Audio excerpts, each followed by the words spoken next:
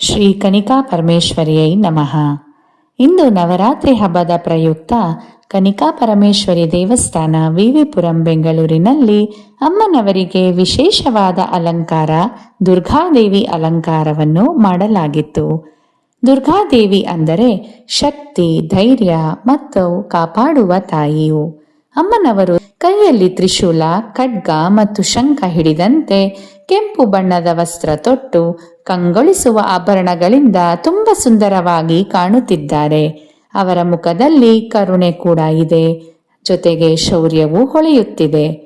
ಈ ಅಲಂಕಾರ ನಮಗೆ ಏನೆಂದು ಹೇಳುತ್ತದೆ ಅಂದರೆ, ದುಷ್ಟರ ಶಿಕ್ಷಣ, ಶಿಕ್ಷರ ರಕ್ಷಣ, ಅನಾದಿ ಕಾಲದಿಂದಲೂ ನಡೆದುಕೊಂಡು ಬಂದಂತಹ ದಾರಿಯನ್ನು ನಾವು ಕಂಡಿದ್ದೇವೆ. ಕೆಟ್ಟ ಗುಣಗಳಾದ ದ್ವೇಷ, ಅಸೂಯೆ, ಕೋಪ, ವಾಗ್ದಾಳಿ ಇವೆಲ್ಲವೂ ನಮ್ಮಲ್ಲಿರುವ ದುಷ್ಟರೇ. ಇವರನ್ನು ನಾವೇ ನಾಮಸ್ಮರಣೆ ಎನ್ನುವ ತ್ರಿಶೂಲದಿಂದ ದುರ್ಗಿಯಾಗಿ ಸಂಹರಿಸಲೇಬೇಕು ಎಂದು ತಿಳಿಸುತ್ತದೆ. ಈ ಅಲಂಕಾರ ನಮಗೆ ಸತ್ಯ ಯಾವಾಗಲೂ ಅಸತ್ಯವನ್ನು ಗೆಲ್ಲುತ್ತದೆ. ದೇವಿಯ ಆಶೀರ್ವಾದದಿಂದ ನಮ್ಮ ಮನಸ್ಸಿಗೆ ಧೈರ್ಯ, ಶಕ್ತಿ ಮತ್ತು ಶಾಂತಿ ಬರುತ್ತದೆ. ಅಮ್ಮನವರ ಆಶೀರ್ವಾದ ಸದಾ ನಮ್ಮ ಜೊತೆ ಇರಲಿ ಎಂದು ಪ್ರಾರ್ಥಿಸೋಣ. ಜಯ ದುರ್ಗಾ ಮಾತೆ.